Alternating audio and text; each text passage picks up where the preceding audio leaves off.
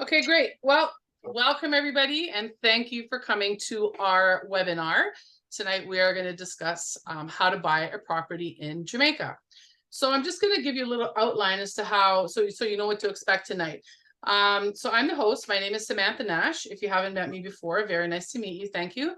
I'm with International Realty Firm. So what I'm going to do is I'm going to go ahead and introduce the panel. I'll give you a little bit of a professional bio on myself. Then I'm going to introduce Dorian. I'm going to ask him some questions about real estate. I'm going to let him also, give a brief professional bio on himself. And then we'll do the same. We'll let Roger do his bio and we'll ask him some questions regarding mortgages and borrowing funds. So a little bit about myself. Like I said, I'm an international realtor. I've been a real estate agent here in Toronto for 17 years. About 5 years ago, I wanted to extend my marketplace to the Caribbean. So I got a designation through the National Realtors Association in America technically it's called the Certified International Property Specialist. But with that, I'm allowed to say that I'm an international realtor, that the designations go hand in hand. So I help Canadians buy in Jamaica. That's why we're here tonight, first and foremost. Also in Barbados, where I was born, the Dominican Republic, where I've lived, and Costa Rica. So if you ever need information about any of those, I'm here to help with that. That's about all I'm going to say for tonight. The presentation is not about me. It's about how to buy a property in Jamaica. I'm joined tonight with my associate from Jamaica live, Dorian Stewart. He works with Golden Gates Realty and Ocho Rios, along with Roger Giles. He's a mortgage agent with Liberty Financial Services. Right. So I've been working with Dorian for about a year, almost a year. Roger and I have been working together for many years. He does lending here in Toronto, Canada, also in Jamaica. Okay, so what I would like to discuss is why are we here and why did I decide to become an international realtor? And then I will get into the questions. I think this is an important part of the introduction. Realize that buying real estate is a huge purchase. It's a daunting task. There's many legalities involved, and it's tough enough here. And there's a lot that you need to know here, much less for somebody who wants to go and buy internationally. There's so much more things to consider and to worry about. So I wanted to create a comfortability, a trust, so that people would know that whomever I'm sending them to abroad are reputable, trusted people. And I can tell you there's been a couple, I don't want to get into negative stories, but there have been a couple of people that I've known that have not gone to a realtor when they're trying to buy real estate. There are many reputable builders in Jamaica and in the Caribbean, and many of them are reputable, and you'll get your product and everything will be fine. But there are, unfortunately, some builders that are not reputable, and I know people that have lost their deposit funds. I had an issue in Costa Rica where actually it was a Jamaican colleague of mine was buying over there. He said to me, you know, I found the house, Samantha, so I don't want to hire a realtor. I just need the home inspection and I need a lawyer. So I said, well, you know, we don't just really give out our associates like that. You have to, you really should be represented by a realtor, because my Realtor Connect is just not going to give you his connection. So he said, fair enough. I'll talk to the realtor. He spoke to him, the realtor, I think he charged him 1% on the deal, and he took care of that deal from the beginning to the end. So yes, he knew he had the property in mind, but he introduced him to the lawyer. He handled the home inspection, and it's a good thing he did, because I'll tell you, on the day of closing, when the funds were supposed to be transferred, the people who were renting that house hadn't moved out. So the realtor got wind of this, called the lawyer, put the brakes on the funds being transferred, help him get the people out of the house, and he got to move in. So unfortunately, maybe if he didn't have their realtor, he would have purchased a house that he could not have moved into. So I think it's very important to align yourself with reputable people. And why not have somebody represent you? When you hire a realtor, you don't pay us. The seller is going to pay us. So why not have someone represent you, especially if it's not going to cost you anything? That's it for me. So without further ado, I would like to introduce you to Dorian. And Dorian, please, I'd like to for you to go ahead and give us your professional bio. Tell us a little bit about yourself, please. Where'd he go? Dorian? He was just there. He'll come back. There? Dorian disappeared. And I could jump in until Dorian comes back. Okay, let's go. Coming back. Roger Giles with Liberty Financial. Oh, Dorian is back. Is he back? Okay. There. Dorian? You're muted, hon. Dorian, we can't hear you. There you go. Okay. Cannot hear him. He's coming. Are you hearing me? I'm hearing you now. All right, perfect. Technology and its technical difficulties. I know. I did the last 2 minutes. I got kicked out for a sec. The floor is yours, Dorian. The floor is yours. If you could just tell us, give us your professional bio, please, and then we'll start with the real estate questions. All right, so my name is Dorian Stewart. First of all, thanks for having me, Samantha. It's a pleasure. Thank you. I work with Golden Gates Realty in Jamaica, focusing on St. Anne to St. Mary. Our company is about 8 years old. I'm officially as a realtor last year, but I've been exposed to real estate since I was in my mama's tummy. And my parents, they're both land surveyors, and my mother got her license from early. So always had an interest in this field. So I'm just glad to be here. Thank you. Thank you very much, Dorian. Well, I can say that since we've been working together, I've been very impressed with your, I would say you seem to be reliable. I'm always able to get in touch with you, which I like. And you respond quickly, which is something that is difficult, very difficult to find in the Caribbean. Anyways, so let's dive into the questions here. Dorian, please tell us, who is your typical buyer in Jamaica and where are they buying real estate? All right, so when it comes to typical buyers, I would like to say there's a mix. There may be a higher purchasing power with the international or the developers, international people being the US, Canada, UK, but we can mainly see them pushing towards the safer communities, new developments, gated communities, 24/7 security. That's what I'm seeing them go. That's what I'm seeing them go for these days. Okay. They're prepared the North Coast as well, especially Ocho Rios, Montego Bay, Trelawney, Negril, and a lot of eyes are on St. Thomas right now. Interesting. I believe St. Thomas isn't quite as developed, I think, as the North Coast. Is that correct? It isn't, not yet. Okay, great. And so since well, I guess you've already answered my next question. I was going to ask, can a foreigner buy in Jamaica and have the same rights to land ownership as a Jamaican would? Yes. Okay, perfect. And do I have to be a resident of Jamaica or a citizen of Jamaica to buy a property there? No, you don't. The only thing you need to buy a property in Jamaica is a tax registration number, also known as a TRN. Correct. And I think they're quite easy to get. I think the lawyer can get you one usually within about a day or so. Is that right? Or you can get one online. You can get one while being overseas. Or if you happen to come to Jamaica, you can visit your tax office and get it the same day. Okay, good information. And so can anybody get one? Can I get one? I mean, I was born in Barbados and I'm a Canadian citizen. So I have dual citizen, none of which are in Jamaica. Can I get one? Yes, you can. Yay. Okay, good. So tell me about realtors in Jamaica. Do you have to be licensed? You have to.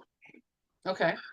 Everyone practicing or in the real estate industry, dealer, developer, or real estate salesman has to be registered with the Real Estate Board of Jamaica. A lot of times, people, as Samantha mentioned earlier, they are not getting the better end when it comes to the bad developers. But there is a way to protect yourself.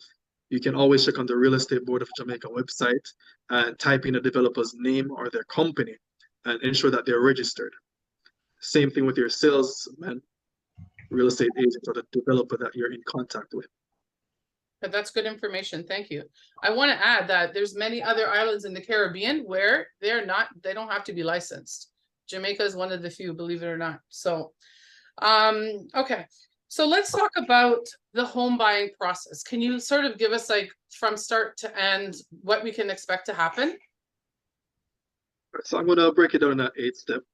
So the first thing, you're going to meet with your real estate professional. You know, you're going to discuss what you're looking for.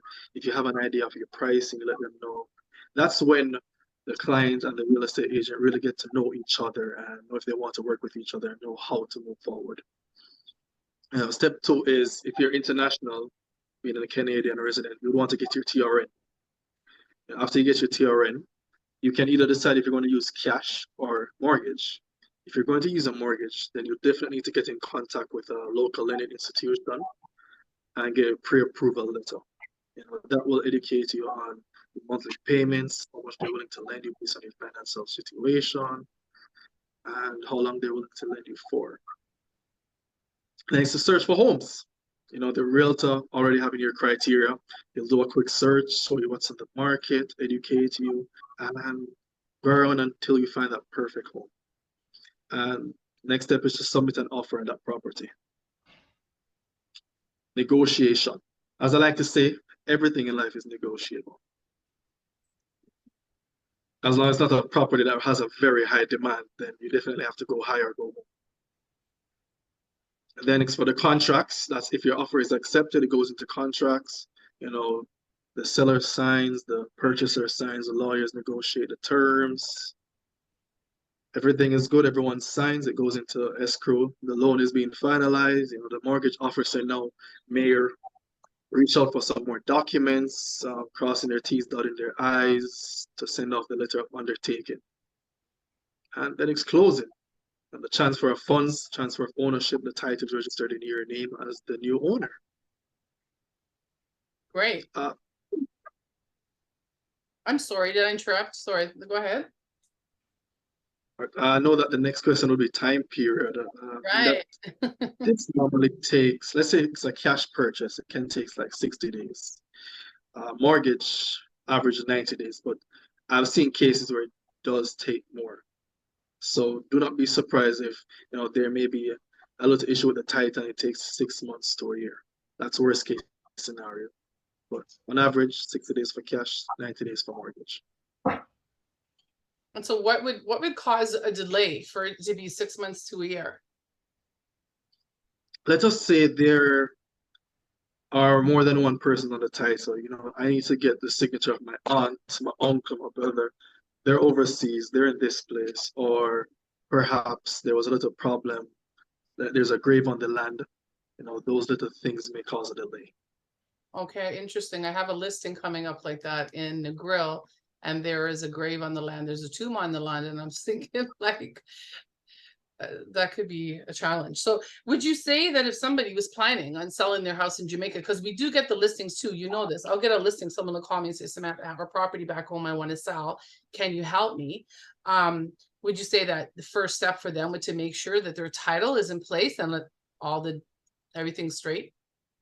Very much so. Have a conversation with the lawyer, let them do a search on your title, ensure that anything that needs to be done can be done in the initial stage. So it expedites the process when it comes to selling it. 100%. Great. Okay. And so you mentioned the high demand properties. Those are the ones you were talking around in the North Coast and whatnot? Yes, I would say along the North Coast right now, there's a high demand. St.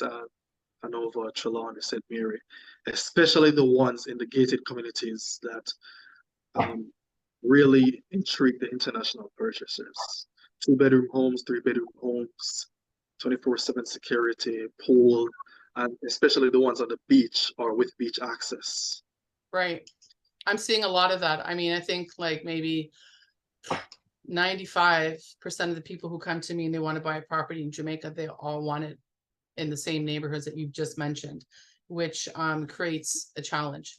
And this leads me to my next question. And you mentioned this earlier. You mentioned, you know, people want to be in a safe community. So is Jamaica a safe place to live? And what does a gated community really offer them in regards to safety?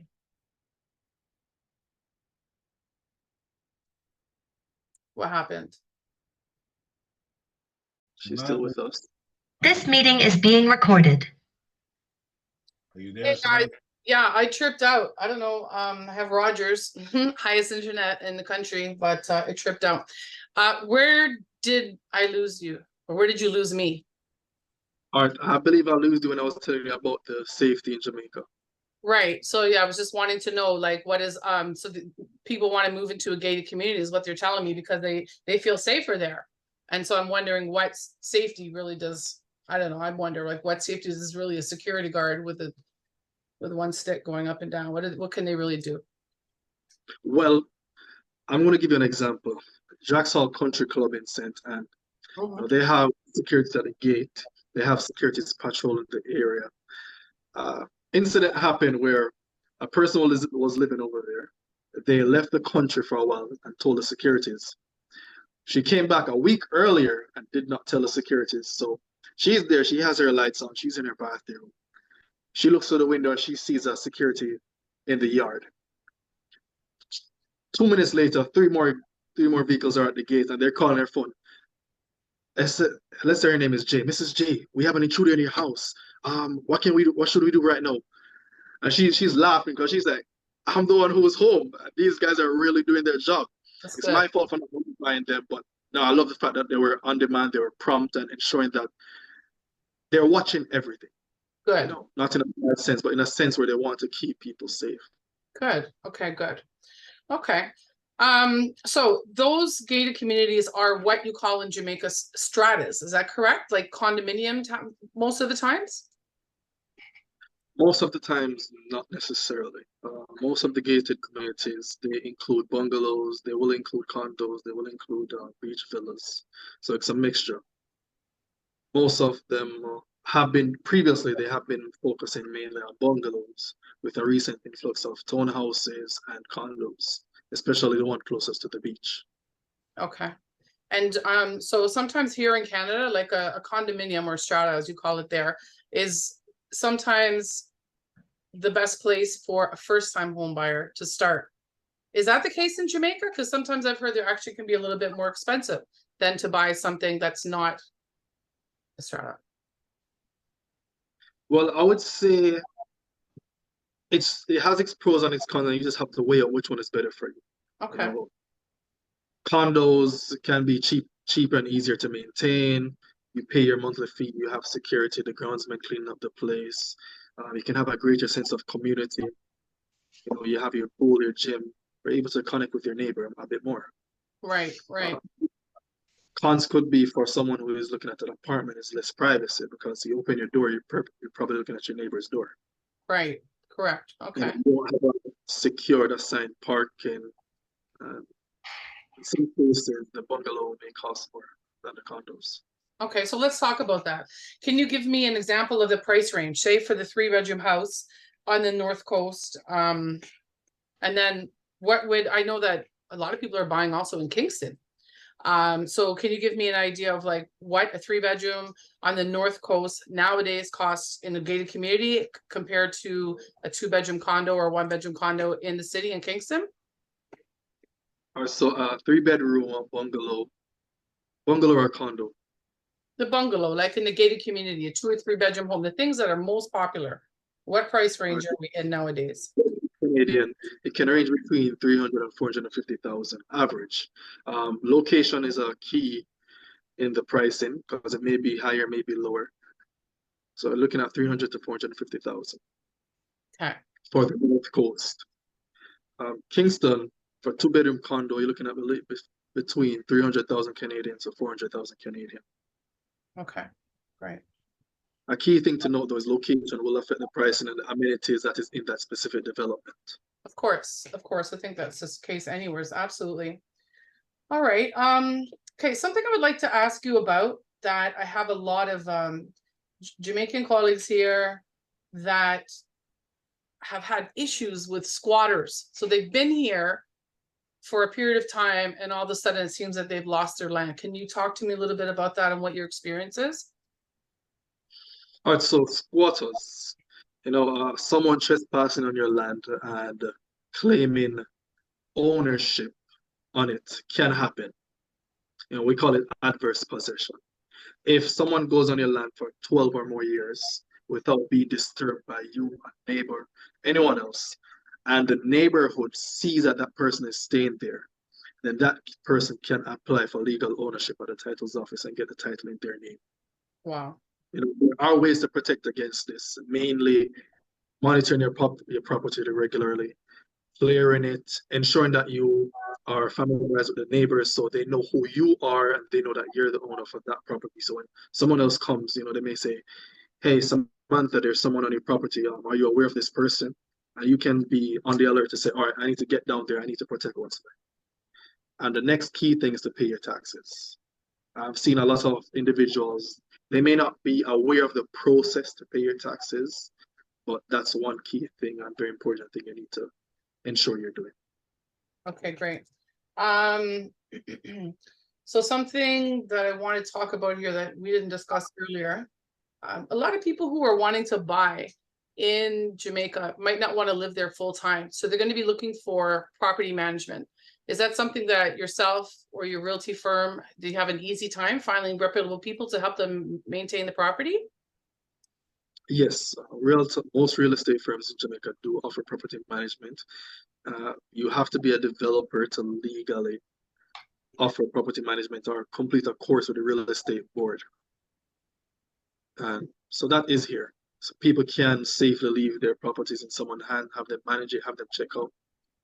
Or if perhaps they have a friend or family member that they're close with, that they trust, and they can have that person stop by and look at the house for them and ensure it's okay. Right. But if they don't have it, someone, then it's good to have the option. Good. Okay. Yeah, Something I wanted to discuss, because, you know, we've been working together for some time, and I think it's important to discuss the challenge that we have been having. I want people to become aware of this challenge that we're having in helping Canadians buy in the North Coast, in the gated communities. And personally, from my standpoint, what I'm finding is that everybody kind of wants the same thing. There seems to be a shortage. And then when one comes available, it's gone in a second. So from my standpoint, I feel like it's most important for people to have this, what I tell people, get your financing in line so that when that opportunity becomes available, you are ready to jump. When I say jump, like literally within a day or two, you're able to make a move. That's my take. Is there anything you can add to that?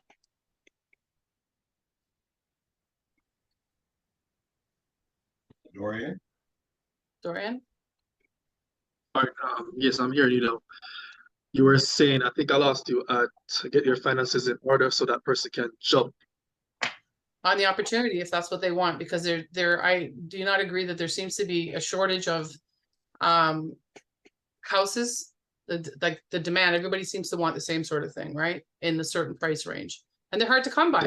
We're having problems. We've had this problem. Like, I'm like, Dorian, I have this person, they're ready to go, oh, the property's gone. Yep. The demand is higher than the supply here.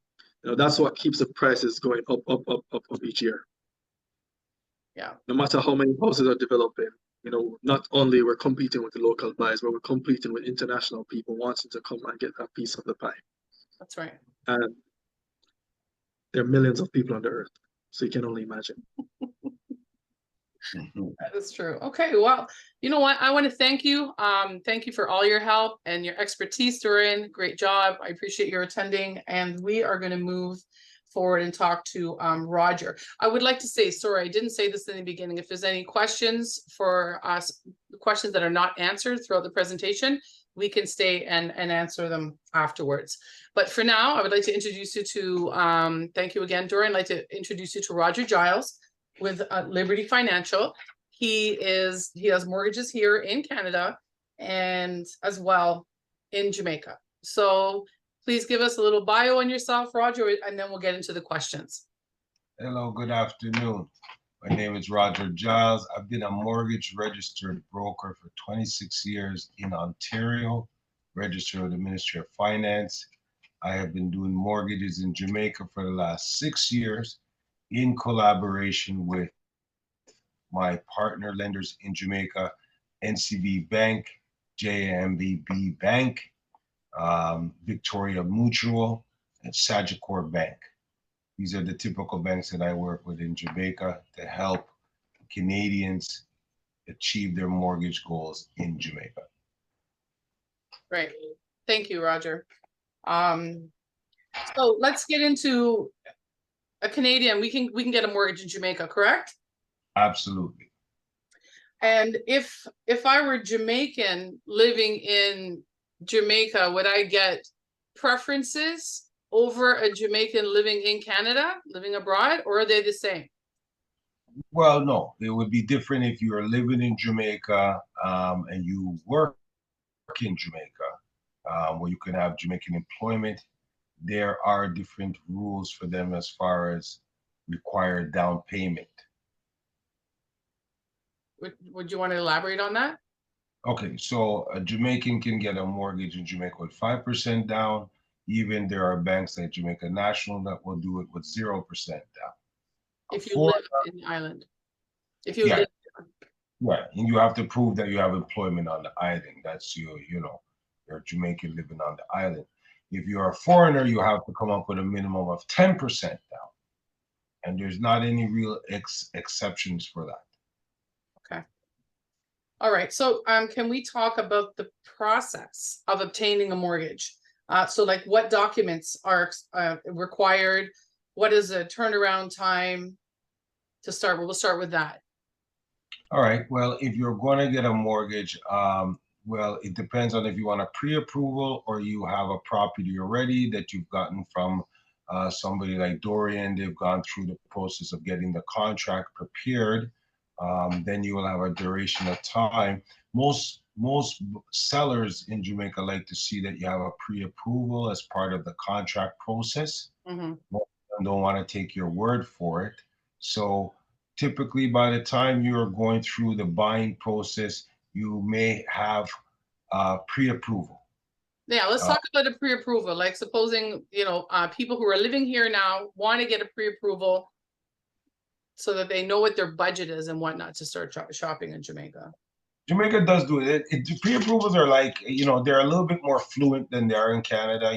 Here the banks say pre-approvals, but a lot of times you'll wait in vain to get that pre-approval because the banks really don't have the time to be processing those things so much, although they offer them.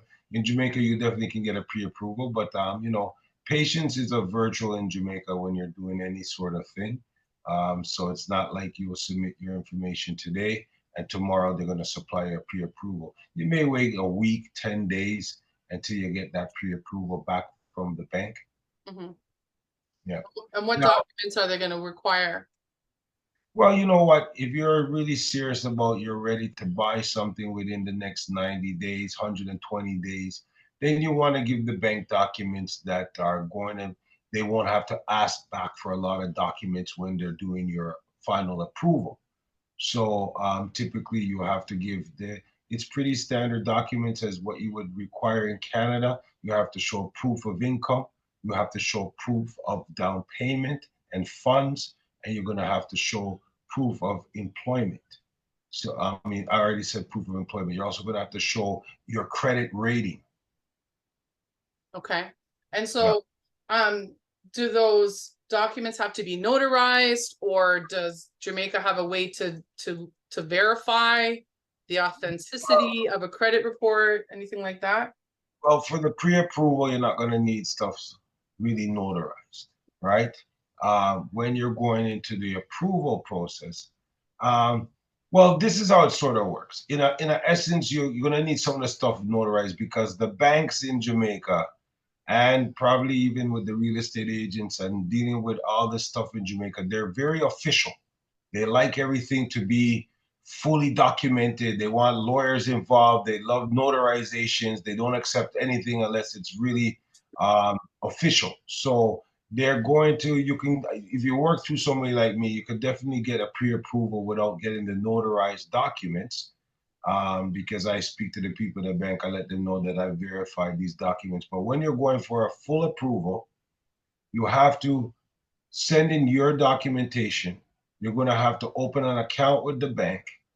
And in order to open an account with the bank, you're going to have your IDs and your IDs and your employment and all that. You're going to have to send it over notarized that you actually, this is really your stuff, and that you've because they don't, and you have to mail the documents. You have to mail the originals as well, because if you're not in Jamaica, there's no way to really verify that you are who you are unless you have a lawyer or a notary public in Canada verify all the documents that you're sending to them. If you're there and you're in the physical flesh, then they take the documents from you right there and they go take copies and they give it back. But if you're going to send documents, everything you send has to be notarized so that they can verify that it's originally from you. Okay. But more, those documents that need to be notarized, just to make sure I'm clear, are more so when you're looking for the final approval, the full approval. A pre-approval is a little easier to get, even though Yeah, I kill you on that. I mean, Right. they're gonna, yeah, you're not gonna be killed on the pre-approval. But I mean, I tell people even here in Canada, sometimes a pre-approval is not really worth its weight on the paper. You know? It's not. No. Yeah. Because Once you have a pre-approval, you're automatically going to be approved. right. Right? Yeah. Yeah. Right. As a realtor though, me personally, I only work with people that have a pre-approval. Why? Because I want to make sure that they're ready. I want to make sure, because I'm not a mortgage agent, but I can look at your credentials and know whether or not you're going to get approved or not. So I just don't want to waste my time running up and down with somebody who is not either sincere or not ready. You know, I'd rather work on getting them ready. And I'm sure that Dorian or any other realtor in Jamaica doesn't want to have someone come down on vacation and said, oh, I want to go look at houses, and they're not approved. Do you know what I mean? Because nobody really wants to waste time. And sorry, that was my phone. My apologies. I mean, I will tell you, based on how you approach the mortgage process, there can be some flexibility in getting approvals, you know. Just from my own experience, working with somebody like me that understands what they're going to really require goes a long way in you just, contacting a bank and dealing with them direct. There's a lot of value in having a mortgage broker, especially in Jamaica. 100%. Always. I find that here also too. More so than the direct lender. That's right. 100%, because the mortgage agent will have a relationship, like you said, with multiple lenders. Person will come to them with a certain situation and they'll know, okay, I know that I'm going to send you to this lender. Where if you go directly to a lender, they can only offer you whatever they're offering, or they don't offer you anything at all, right? So always prefer working with mortgage agents. I do too. Okay, so tell us about the procedure. So once you have the documents done and you have the approval, like, are they sending out an appraisal? Are there landscape surveyors that need to go out? And what is the time frame to actually close the deal? Well, with the approval, after that, the bank will want a survey and they will want an approved appraisal. They call it an evaluation there. And those things have to be, under the bank's list of approved people. That's something also that the broker will help you with. Those charges are the buyer's cost. It's not the seller's cost, like typically in Canada it may be, but the appraisal and the survey will be your cost.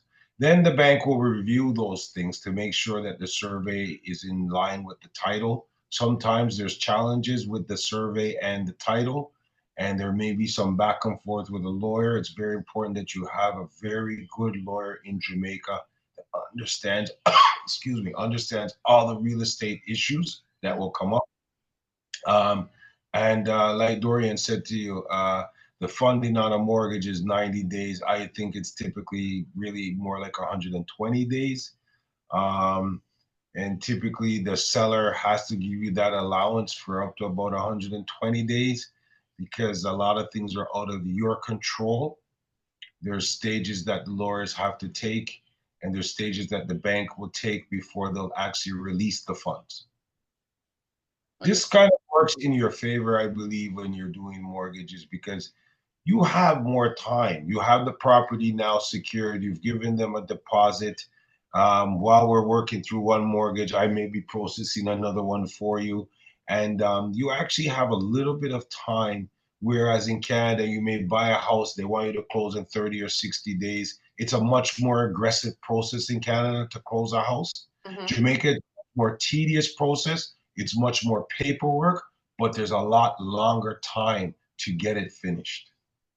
And the time is important in case maybe to accumulate some more funds and or for whatever right you have. Right. Okay, so what kind of interest rates are we looking at in Jamaica right now? Well, in Jamaica right now, typically you're looking at between 8.5 and 9.99. They don't typically have second mortgages and private mortgages. So they're just first mortgages, and that's basically what the rates are right now. And does it different, like, does it differ between lender to lender, or are they just pretty much the same across the country? Absolutely differs between lender to lender. Um, it does differ between lender to lender, and their flexibility, depending on the type of purchase, can differ between lender and lender. Okay, I have one more question for you, Roger. Can you speak on the National Housing Trust and that program and what that can do for somebody if they're a member? Well, the National Housing Trust really, I mean, you can be outside of Jamaica and contribute to it, right? National Housing Trust is really, it's really designed for people living in Jamaica. They get a portion of their money taken from their pay, and then when they're ready to go and buy a property, depending on how much they've contributed, the bank will give them, X amount of dollars. I mean, the government towards a purchase. I believe now, and Dorian can correct me if I'm wrong, but I believe now for a single person, it's up to 7 or 8 million Jamaican dollars. And they give that money at a very low rate, maybe Right. 3, 4, 5%. It's a great program. It's something that Canada should adapt, but it really doesn't apply to people who are not working or contributing in Jamaica. It really doesn't apply to foreigners. Right. So now if they're gonna give you the 7 to 8 million, then what about the rest? Because I mean, that's not enough money to buy a house. So you can then get it.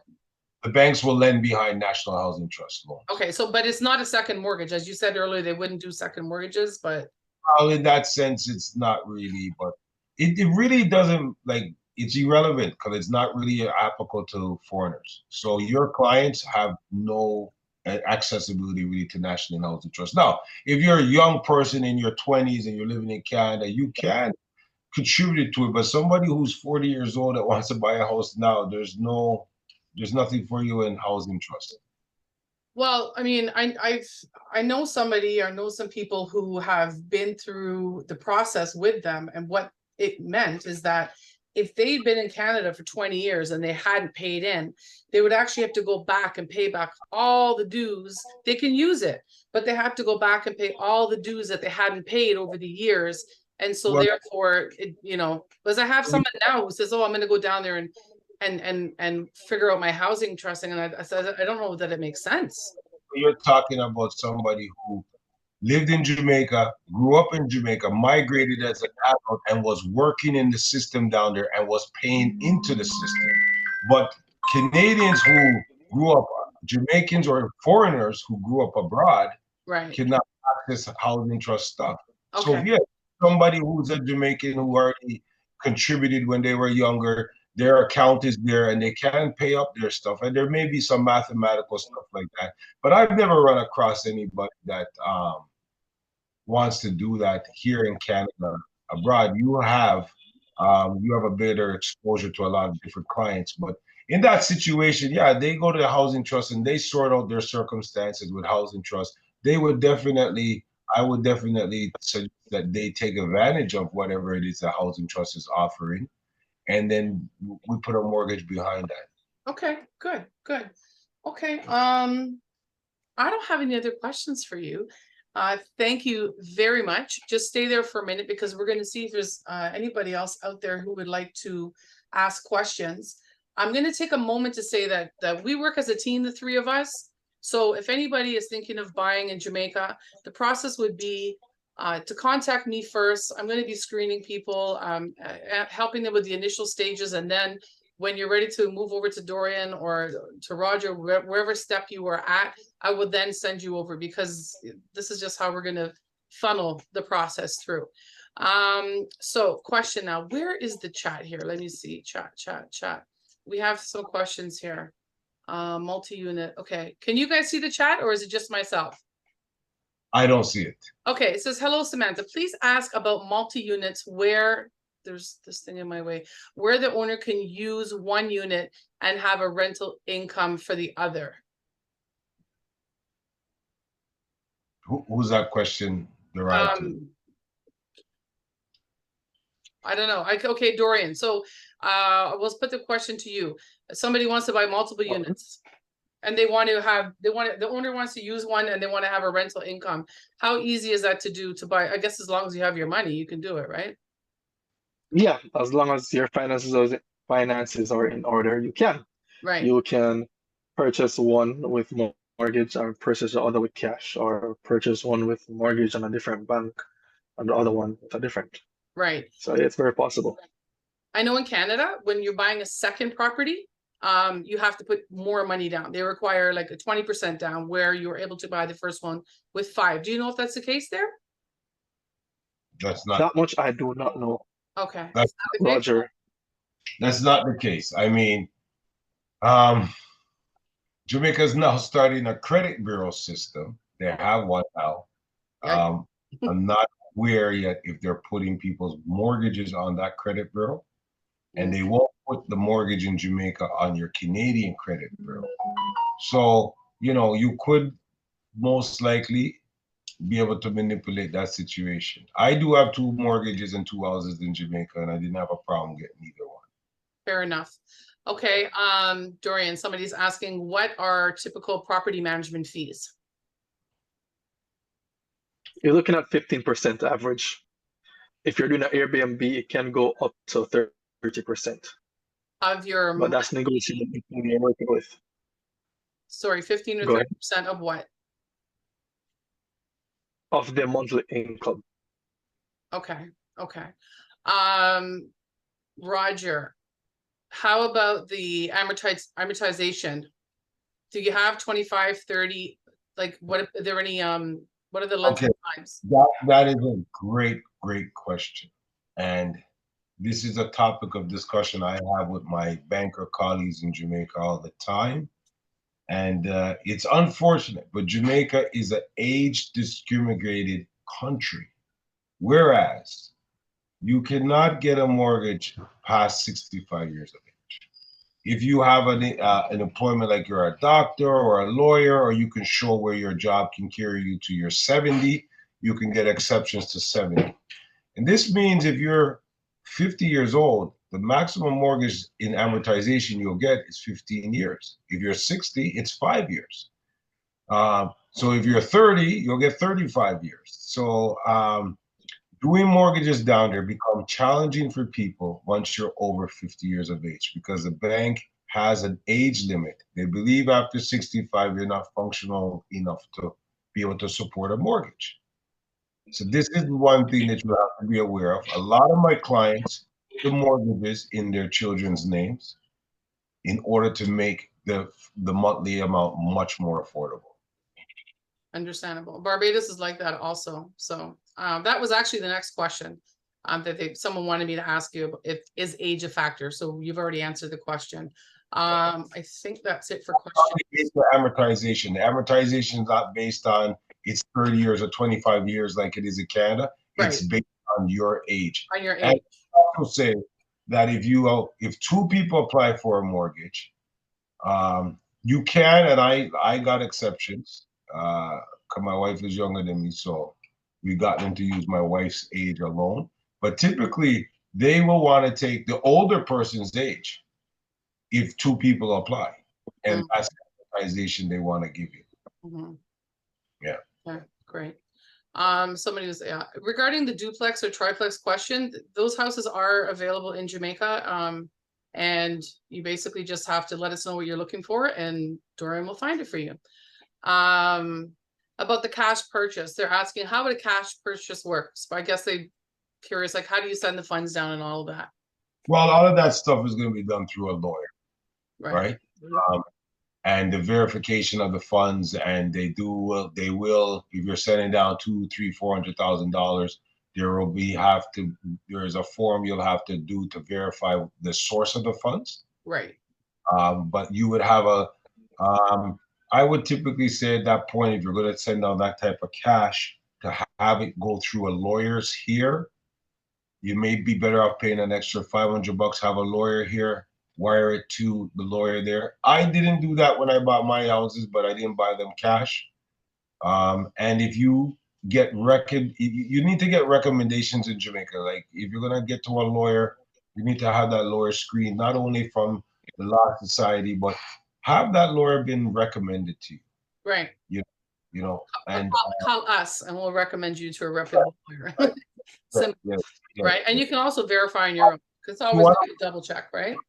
To your whole process. You want everybody to, there's checks and balances that way. With lawyers in Jamaica, they need to be checked and balanced. I'm sorry, Dorian, I don't know if you agree, but I'm going to tell you for sure.